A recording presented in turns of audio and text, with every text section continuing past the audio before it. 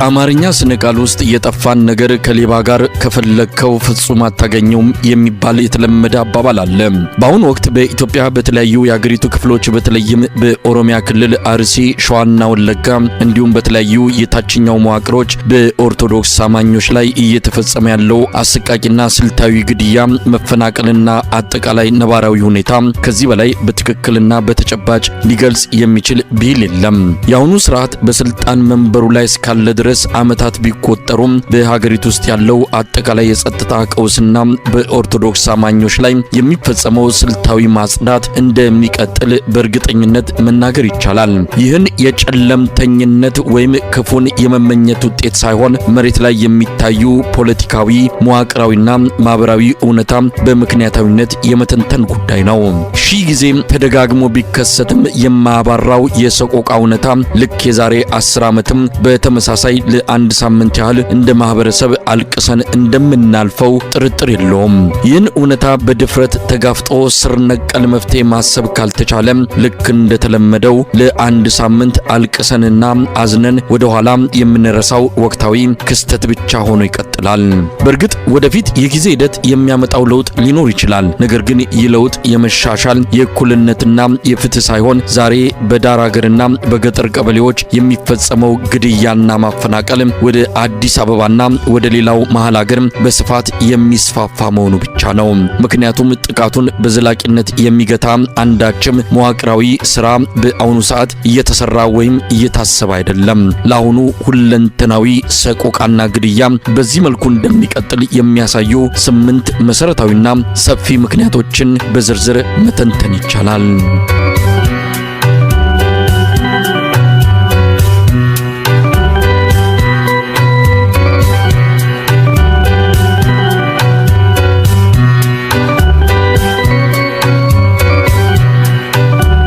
አንደኛው የመንግስት የርዕዮተ ዓለም መነጽርና ታሪካዊ መስተጋብር ነው።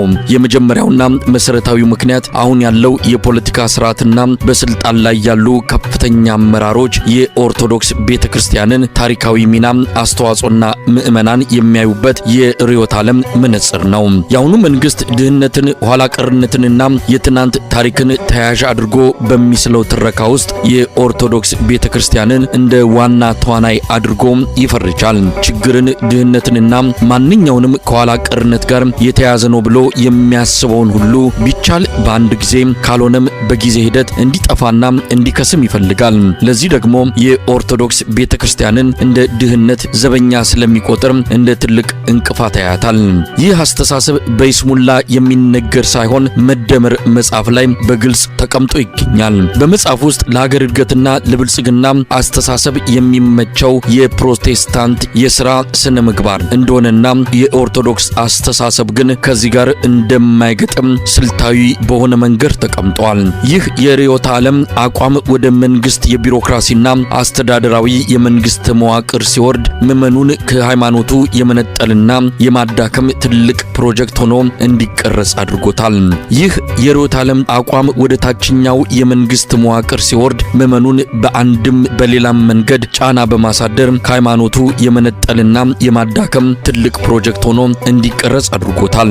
ጫናው የሚፈጸመው በሁለት መንገድ ነው። በአንድ በኩል የሥራና መሰል ማበረታቻ እድሎችን በሃይማኖት ስብጥር ላይ በመመስረት ለተወሰኑ ወገኖች ብቻ በልዩነት በመስጠት ሲሆን፣ በሌላ በኩል ደግሞ የቤተክርስቲያኗን አስተምህሮ የጠንቋይና የደብተራ ስርዓት የመንግስት ነቢያት ሲሰባበሩ ያዩት ትልቅ አለት ወይም የሰሜን ዛር ሃይማኖት እያሉ ካለምንም ተጠያቂነት በአደባባይ በማዋረድ ምዕመኑን ማሸማቀቅ ነው።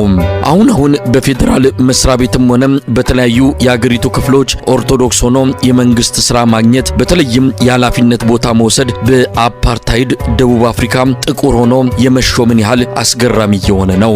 የቤተ ክርስቲያን ባንዲራና አርማ ይዘ ስለወጣ ተብሎ በጸጥታ ኃይሎች የሚገደልበትንም ጊዜ አይተናል።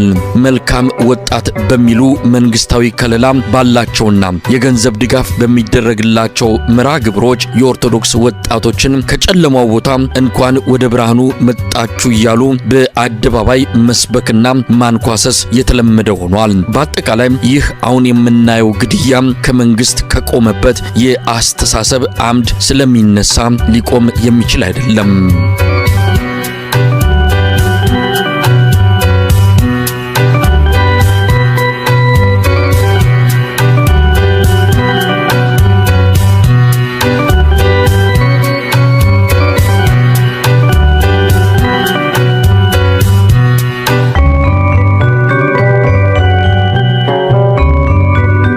ሁለተኛውና እጅግ አደገኛው ምክንያት በጠቅላይ ሚኒስትሩና በዙሪያው ባሉ አጋሮቹ ዘንድ የሚነገረውና የብልጽግና ወንጌል ዓለም አቀፋዊ እይታ ነው።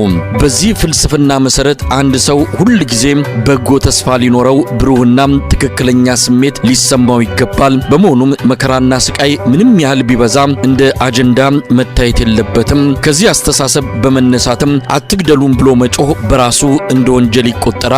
ሰዎችን ከሞት ማዳን የመንግስት ቀዳሚ ኃላፊነት ቢሆንም ይህንን ሳያደርግ ሲቀር ግን ተጠያቂነት ከመምጣት ይልቅ አትግደሉን ማለት ጥፋት ሆኗል።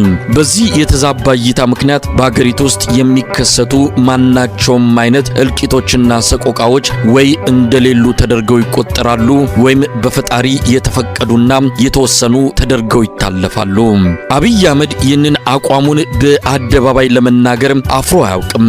በብዙ መድረኮች ላይ በረሃብ ሆዳቸው ባዶ ሆኖ የሚያድሩ ምስኪን ኢትዮጵያውያንን ሳይቀር አይናችሁ የታወረ የምናደርገውን ተአምራዊ የኢትዮጵያ ብልጽግና ማየት የተሳናችሁ እያለ በይፋ ከሷል። በአካባቢያችሁ ያለውን ሰላም ማስከበር የኔ ኃላፊነት አይደለም፣ እኔ በአካባቢዬ 4 ኪሎ ማለቱ ነው፣ ከጎረቤቶቼ ጋር በሰላም ነው የምኖረው በማለት በሚሊዮኖች በሚቆጠሩ ህዝቦች ስቃይና ሰቆቃ ላይ ያላግጧል። ይህ ማለት በሚሊዮን የሚቆጠሩ ንጹሃን ኦርቶዶክሳውያንና ሌሎች ዜጎች ቢያልቁም በመንግስት ዘንድ አንዳችም የሐዘኔታ፣ የጭንቀት ወይም የጸጸት ስሜት አይፈጥሩም። ይህን አሰቃቂ እውነታ ይበልጥ አደገኛ የሚያደርገው የውስጥ ሃይማኖታዊ አተረጓጎሙ ነው። በጥንታዊ የብሉይ ኪዳን መጻሕፍት ትረካዎች ውስጥ ያሉትን ሐሳቦች በተዛባ መንገድ በመውሰድ አሁን የምናየውን መከራና ስቃይ ሀገሪቱ ለዘመናት ያከማቸቻቸውን የጋራ ኃጢአት ለማንጻት የሚደረግ ሂደት ስርየት አድርገው ይረዱታል። የፈጣሪ ምሕረት የሚመጣው በደም ነው የሚል እጅግ አደገኛና ጨካኝ ሃይማኖታዊ እምነት ስላለው በደልና ግድያው ሲፈጸም እንደ ተፈጥሯዊ የጽዳት ሂደት ስለሚቆጥረው ጥቃቱን ለማስቆም አንዳችም ፖለቲካዊ ፍላጎት የለውም። ሌላውና ሶስተኛው የተጠያቂነት አለመኖርና የውስጥ ሰዎችን በመጠቀም የሚደረግ የገጽታ ግንባታ ነው። በቤተ ክርስቲያኗና በምዕመኑ ላይ በደል፣ ግድያና ስቃይ በሚፈጽሙ አካላት ላይ መንግስት ተጠያቂነትን የማስፈን ፍላጎት የሌለው መሆኑ በዋናነት የሚጠቀሰው ምክንያት ሆኖ ይቀመጣል። ከዚህ ቀደም ለማለት እንደተሞከረው መንግስት በፖሊሲ ደረጃ የኦርቶዶክስ ቤተክርስቲያን የብልጽግና እንቅፋት ነች ብሎ ስለሚያምን እንደ አርሲው አይነት አሰቃቂና ሰቅጣጭ ወንጀል ሲፈጸም በሕግ አግባብ የወንጀል ፈጻሚዎችን ከመቅጣት ይልቅ ለፈጻሚዎቹ ከለላና ሽፋን ይሰጣል። ለዚህ የሽፋን ስራ ደግሞ የራሳቸውን የኦርቶዶክስ ታሪክና የሃይማኖት ሰውነት ያላቸውን ግለሰቦችና ተቋማት እንደ ጭምብል ፊት መሸፈኛ ይጠቀመዋል። ለዚህ ትልቁ ማሳያ የጠቅላይ ሚኒስትሩ አማካሪ የሆነው ዲያቆን ዳንኤል ክብረት ነው። ይህ ግለሰብ ዛሬ እንዲህ የመንግስት ባለሟል ሳይሆን የነበረውን የኦርቶዶክስ ዕውቅናና ማህበራዊ ተቀባይነት በመጠቀም ጸረ ኦርቶዶክስ ለሆነው የመንግስት መዋቅር የገጽታ ግንባታና ማስተባበያ ያቀርባል። በክርስቲያኖቹ ላይ የሚፈጸመውን ስልታዊ ግድያ በጽንፈኞች የተደራጀና ከውጭ የመጣ አጀንዳ አድርጎ በማቅረብ የመንግስትን ቀጥተኛ መዋቅራዊ እጅ ይሸፍናል። አሁን የሚታየውን ውድቀት በሙሉ ዳንኤል ክብረት ያለፈው በዋት የሚመራው መንግስት የተከለው የመርዝ ዛፍ ፍሬ ነው እያለ ያስተባብላል። ነገር ግን ጠቅላይ ሚኒስትሩም ሆነ አብዛኞቹ የካቢኔ አባላት ራሳቸው የዚያው ስርዓት ውጤት አራማጅና ፈጻሚዎች የነበሩ መሆናቸው የትላንት ትዝታ ለሆነው መከረኛው ህዝብ ከንቀትና ምን ታመጣላችሁ ብሪት የበለጠ መልእክት አይሰጠውም።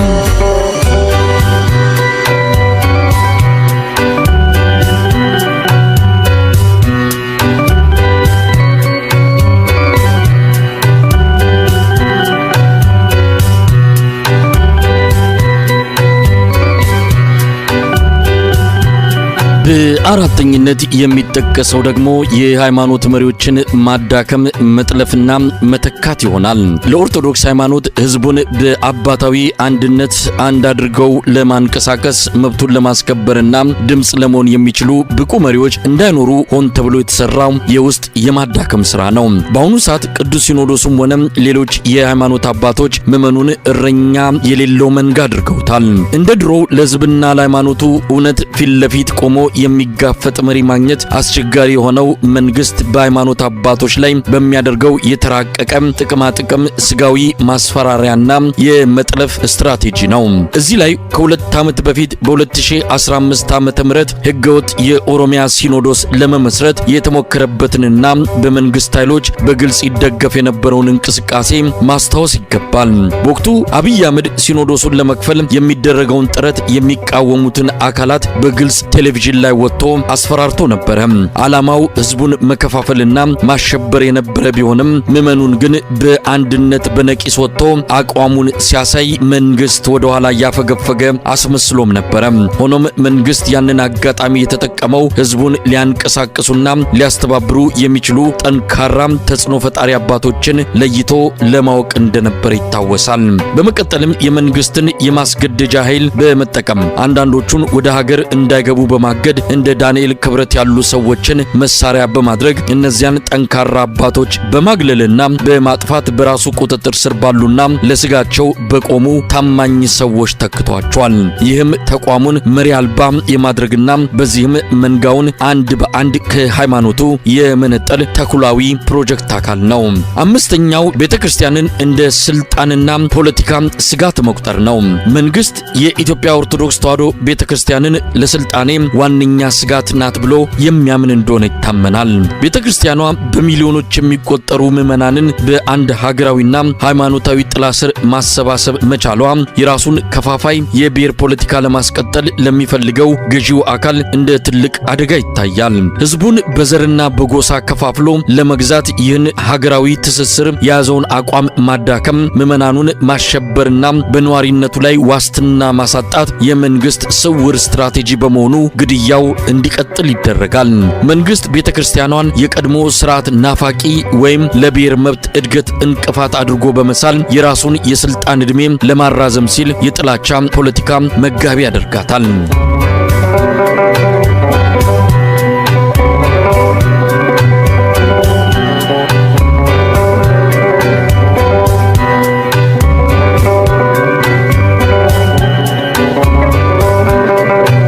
ስድስተኛው የህዝብ ስብጥር ለውጥና ተቃውሞን የመለየት ሴራ ነው።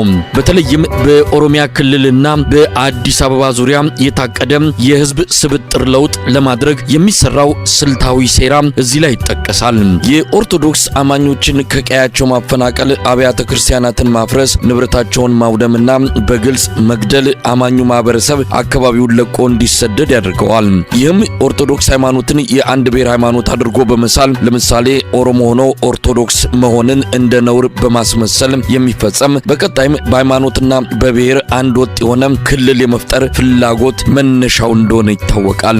ከዚህ በተጨማሪ እነዚህ ጥቃቶችና በአደባባይ የሚሰነዘሩ ሰብአዊነትን የሚያዋርዱ ስድቦች ምዕመኑን ሆን ብሎ ለማስቆጣትና ለማነሳሳት ጥቅም ላይ ይውላሉ።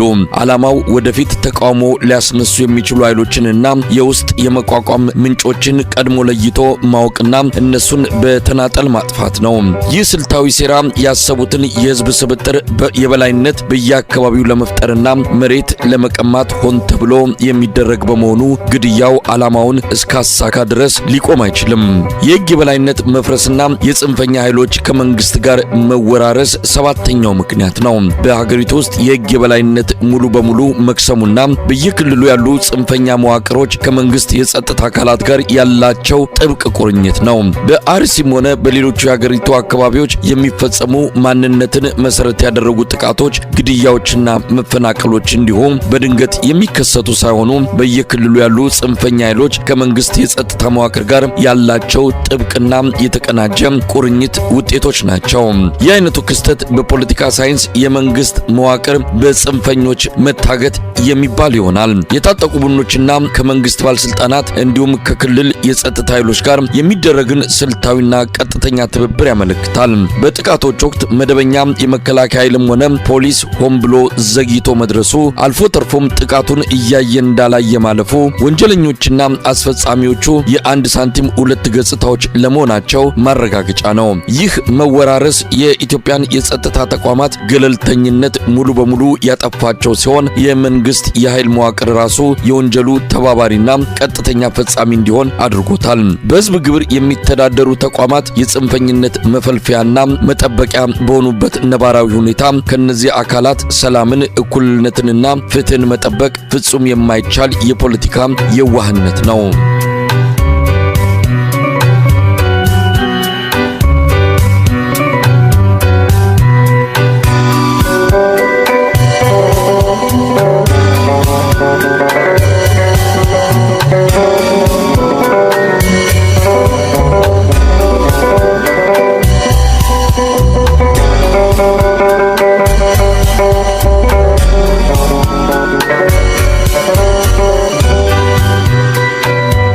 የዓለም አቀፉ ማህበረሰብ ስልታዊ ዝምታና ግዴለሽነት ደግሞ ሌላው የሚጠቀሰው ምክንያት ነው። በዓለም አቀፍ ደረጃ በኢትዮጵያ ኦርቶዶክሳውያን ላይ እየደረሰ ያለው የዘር ማጥፋትና የሃይማኖት ማጽዳት ወንጀል ትኩረት አለማግኘቱ እዚህ ላይ ይጠቀሳል። መንግስት ይህን ጥቃት በዓለም አቀፍ መድረክ እንደ ተራ የጎሳ ግጭት፣ የአየር ንብረት ለውጥ ያመጣው የሀብት እጥረት ግጭት ወይም የዳር ድንበር ይገባኛል ጥያቄ አድርጎ በማቅረብ እውነተኛውን ገጽታ ይሸፍናል። ዓለም አቀፍ የሰብአዊ መብት ተሟጋቾችና መንግስታትም በጂኦ ፖለቲካዊ ጥቅሞችና በዲፕሎማሲያዊ ግንኙነቶች ምክንያት በጉዳዩ ላይ ጠንካራ ጫና ማሳደር አልፈለጉም። ይህ ስልታዊ ዝምታ ደግሞ የአሁኑ ስርዓት ካለምንም ስጋትና ተጠያቂነት በኦርቶዶክስ ክርስቲያኖች ላይ የሚፈጽመውንና የሚያስፈጽመውን ግፍ በነጻነት እንዲቀጥልበትና ይበልጥ እንዲደፋፈር በር ከፍቶለታል። መውጫ መንገዱንና የመንግስት ወጥመድ እስካሁን ካነሳናቸው መዋቅራዊ በደሎችና ቀጣይነት ያላቸው ጥቃቶች ብዙዎቹን የኦርቶዶክስ አማኞች ወደ ተስፋ መቁረጥና የመጨረሻው አማራጭ ወደ ሆነው የትጥቅ ትግል እንዲያዘነብሉ እያደረጋቸው ይገኛል። መንግስትን ለመጋፈጥ መዋቀር ያለበት ስልት ሁለንተናዊ የህዝብ ተቃውሞና ህዝባዊ እንቢተኝነት ነው። አሁን ያለው ስርዓት ህዝባዊ እንቢተኝነትንና ሰላማዊ ሰልፎችን በእጅጉ ይፈራል። በዚህ የታሪክ አጋጣሚ ውስጥ ትልቁን ድርሻ መውሰድ ያለባቸው በመንግስት የጸጥታ መዋቅር፣ በወታደራዊና በደህንነት ተቋማት ውስጥ ያሉ የኦርቶዶክስ እምነት ተከታዮች ናቸው። እነዚህ ወገኖች ማስተዋል ያለባቸው ትልቅ እውነት አለ። የምታገለግሏትና የምትጠብቋት ቤተክርስቲያን ሙሉ በሙሉ ከፈረሰችና ከጠፋች ወደፊት የምትጠብቋት ሀገር የምትባል አንዳች ምድር አትኖርም። ዛሬ ስርዓቱን ለማስቀጠል የምትሰጡት ጥበቃና የምትፈጽሙት ትዕዛዝ ነገ ተራው ደርሶ በተናጠል የእናንተንና የቤተሰባችሁን ህልውና እንደሚያጠፋ መገንዘብ ይገባል። በአጠቃላይም እነዚህ 8 ምክንያቶች ፍንትው አድርገው የሚያሳዩት በኢትዮጵያ ኦርቶዶክስ ተዋሕዶ ክርስቲያኖች ላይ እየተፈጸመ ያለው ሁለንተናዊ ግፍና ስልታዊ ግድያ እንዲሁ በአጋጣሚ የሚከሰት ሳይሆን ጥንቁቅ በሆነ የመንግስት የብልጽግና ርዕዮተ ዓለም በሃይማኖታዊ ሰበብ የውስጥ ሰዎችን በመጠቀም በሚደረግ የገጽታ ግንባታና ተቋሙን ለይቶ በማጥፋት ስትራቴጂ ላይ የተመሰረተ መሆኑን ነው። በደሉን የሚፈጽመውና ለፈጻሚዎቹ ከለላ የሚሰጠው ኃይል ራሱ በመንግስት መዋቅር ውስጥ ተሸሽጎ እስካለ ድረስ ከዚሁ ስርዓት ፍትህንና ሰላምን መጠበቅ ፍጹም የማይቻል ነው። ስለዚህ መፍትሄው መላው ምዕመናን፣ የጸጥታ ኃይሎችና የተቋሙ መዋቅሮች በአንድነት ቆመው በሰላማዊ ስልታዊና በተቀናጀ የህዝብ እምቢተኝነት መብታቸውንና የቤተክርስቲያናቸውን ህልውና ማስከበር ብቻ ነው። ህዝባዊ እምቢተኝነትን በአግባቡ መምራት የሚችል ኃይል የትጥቅ ትግል ላድርግ ቢል እንኳን ጠንካራ ተቋማዊ ቁመናና የሚያስችል አቅም ይፈጥርለታል።